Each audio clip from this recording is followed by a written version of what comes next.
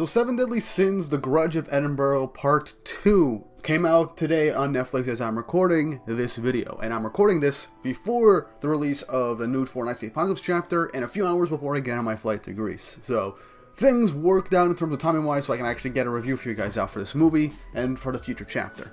So let me just get things flat out and say this. This movie in terms of the animation is a definite improvement over the first part. The first part, I stated there was some janky animation, lip syncing was kind of off, but in the action scenes it was enjoyable, and overall as a whole it was watchable. It wasn't as bad as everyone leaves it to be, and I stand by that. This one is a definite improvement due to the fact that it feels like they actually had a lot more time to work on this one, and the movie itself, or short film if I'm going to be completely honest, had a lot more time and effort put into it with the action scenes. This movie is more action focused than the first part since that was mostly setup, but this one does actually give me some good ideas as to how much time they had, because the action scenes in this movie was honestly not that bad. It was pretty fluid, didn't feel jank at all. Yes, the 3D models are still kind of off-putting to an extent, but I've gotten used to it and I don't mind it all too much. And the action scenes are done very well, to the point where I can just sit back, watch, and enjoy. We're very spoiled with a lot of anime today, and the slightest thing that's different or just doesn't look as appealing will automatically call it crap. Seriously, have you seen X-Arms lately? That show was awful in writing and in animation, and everyone wants to compare it to that, which is a weird and dumb comparison. But look, the animation for this movie, there have been other studios that have done 3D much better. Obviously, Studio Orange has done a good job with its 3D animation, and Dragon Ball Super Superhero was honestly not bad with its 3D animation. It was honestly pretty enjoyable. But I will say this movie as a whole is not bad. The story, like I said, combining the first two parts, not amazing. It was decent. It was a nice, like, middle ground movie for Tristan and Lancelot working together.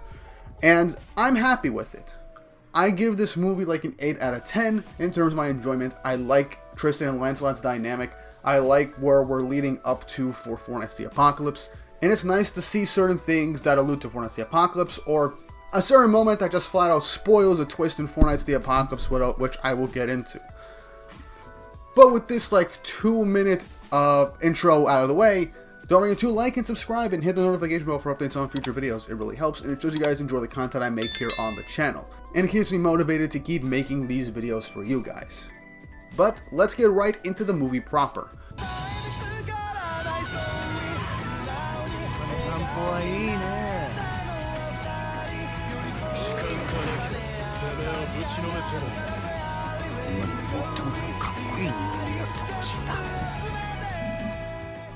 So at the end of the previous movie, we had Lancelot taking out that giant monster made from the Chaos Staff and revealing his identity to Tristan.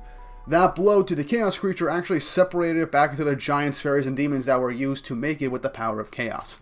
Now, obviously, one big thing in this movie between Tristan and Lancelot is the fact that Lancelot still kind of holds Tristan to a high standard, questioning why he consistently holds back in big fights, especially if it's important, primarily because he does not want to get people hurt, and that's kind of been Tristan's whole characteristic even now in Four Nights the Apocalypse. But aside from that, we also get more into Death Pierce, and while I don't like Death Pierce as a villain, he's not the most well written, the reveal at the end that he was literally just like more of a pawn to an extent for Arthur, that is something that I really do want to get into. This movie spoils some stuff in Four Nights the Apocalypse that we don't really get any confirmation to until much later. One of which is that Arthur is the villain. Now, I don't 100% say what I feel about this. On the one hand, I like that we got the reveal that Arthur was behind it. Four Nights fans will know that Arthur was behind the Chaos Staff and everything. But on the other hand, anime only is being like, what made Arthur like this? And that's something we still don't know in Four Nights the Apocalypse, but we could surmise part of it was what happened with the Cursed by Light movies ending, for what we can tell. And another thing that was a big spoiler was the Starvisor Knight appeared in this movie, and towards the end of this movie, they take off their helmet and reveals to be Jericho. Now, that was a big twist in Four Nights the Apocalypse a year ago at this point, which obviously got people angry for reasons that I'll get into in a second. And I made a whole video on it last year, and I kind of come down from that, but I'll get into the Jericho section later on. But what I want to focus on is that the action in this movie is actually pretty well done.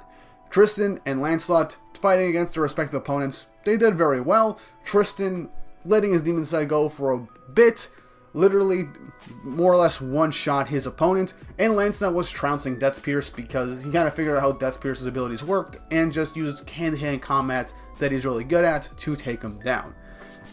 And once, the Sins arrive after finding out where Tristan was, they literally made short work of like the puppet army that Deathpierce made. Heck, even Tristan was like, I knew they were strong, but I did not know they were this strong. And the fact that it was just Meliodas, Vaughn, and Gother just literally making short work of this whole army in like the fraction of a few minutes is honestly incredible to me. And then Deathpierce runs away after getting his ass beat, and Lancelot and Tristan follow him. Now, here's the thing. The one thing I did like about this movie, I did like that it showcases how close friends the Sins are. For the last movie, they were notified by Gother that Elizabeth was cursed. King brought something to help lessen the curse on Elizabeth in order to make it less painful, and so if they can lift the curse even a little bit more, Elizabeth can finish it off herself. And I like the fact that they worry about their kid, and that they kind of understand that Tristan wants their approval, but also somebody that isn't Meliodas to literally be able to stop him if he loses control, because he wants someone that he could fully trust on his side to keep him under control if he loses it, which aka is Lancelot. And this movie ends basically with a fight between Tristan and Lancelot. I'll get into that in a second. But this movie overall is a good setup for the Four Knights of the Apocalypse anime. Now, Deathpierce runs away into another pocket dimension, where after Tristan and Lancelot follow, he loses his temper after basically being insulted, being like, you think I'm the bad guy in this situation, and all that. And the Chaos Staff takes advantage of his weakened mental state and literally chaosifies him into this giant amalgamated beast. He literally creates two fake puppets of Darieri and Ludocio possessing Margaret's body, chains them around his body, and he enjoys their suffering, which is something that I really kind of get. Deathpierce in this chaos form, not my favorite chaos form. The manga has some really cool and disturbing chaos forms, but this one it's alright. It's not that great, but it's not bad. Either way, this thing is giving Lancelot and Tristan a lot of trouble. Even Lancelot's arrows aren't doing much to it. And right now Lancelot's being like, Tristan, you gotta let go, fight it out, use your full power, and let go. And Tristan literally does let go in this, as Lancelot just says, look, I will stop you. Believe that I can stop you if you go out of control. I'm not weak, and obviously from what happened in the past with Tristan landing a blow after losing control, Lancelot did feel a bit insulted by that, because even he was like, I did not think I was going to lose.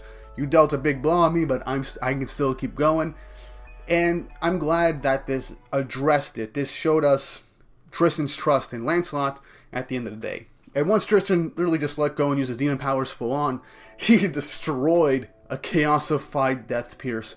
And that action sequence was really well done. I liked it. The choreography in Tristan going all out, just a monster taking out another monster, was really nice and enjoyable. And then when we got to Tristan and Lancelot's fight, it did not disappoint. While I wish it could have been a lot better and crazier, it was done well. It was short, but I enjoyed it. And the fact that Lancelot ended the fight with his signature attack right now in the Four Knights manga, with Shining Road, like he did when he did to Tristan and Four Knights to get him under control in the manga a year ago, chef's kiss. I loved it. I fanboyed over that moment, and the fact that basically knocked Tristan out of it, passed out with a smile on his face. He has someone that he can rely on to snap him out of it if he loses control again, and I do enjoy that very much. And the movie wraps up relatively nicely.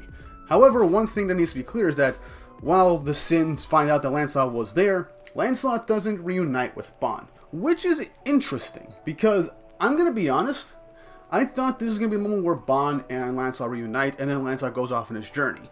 But no, Lancelot is still on his own, on his journey, going across Britannia, seemingly dealing with the Chaos Staffs and stuff like that, as when he destroyed Deathpierce's Chaos Staff, he says that makes 3 already.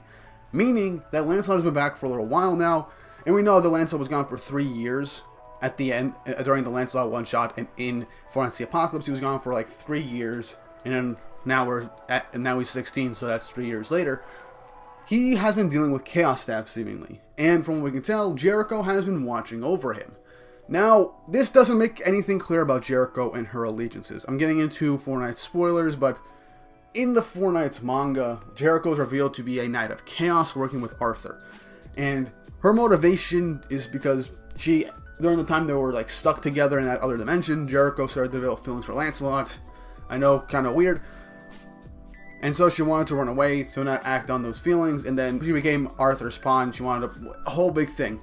I firmly believe that she's being manipulated by Arthur, but based on her acting in this movie, I think that this is before she goes off to Arthur, because she helped Lancelot and Tristan get to Death Pierce and take him out.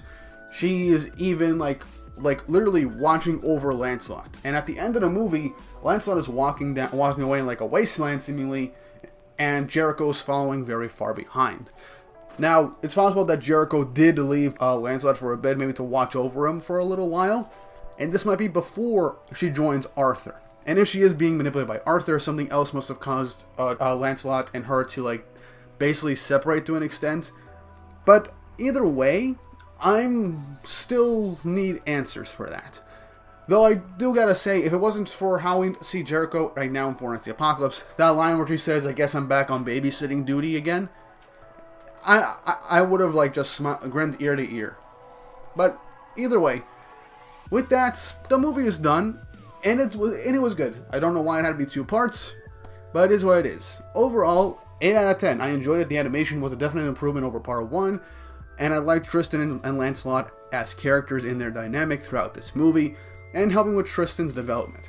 Right now, Tristan's still going through a lot in the manga, so this didn't 100% remedy things for him and his character and his insecurities, but I'm just glad that this was addressed, and it shows that Lancelot and Tristan do have a really close bond and that they are best friends. I'll probably make a follow-up video on my thoughts on Jericho and even on Guinevere in like the next month or 2 after my vacation, but either way, what did you guys think of this movie?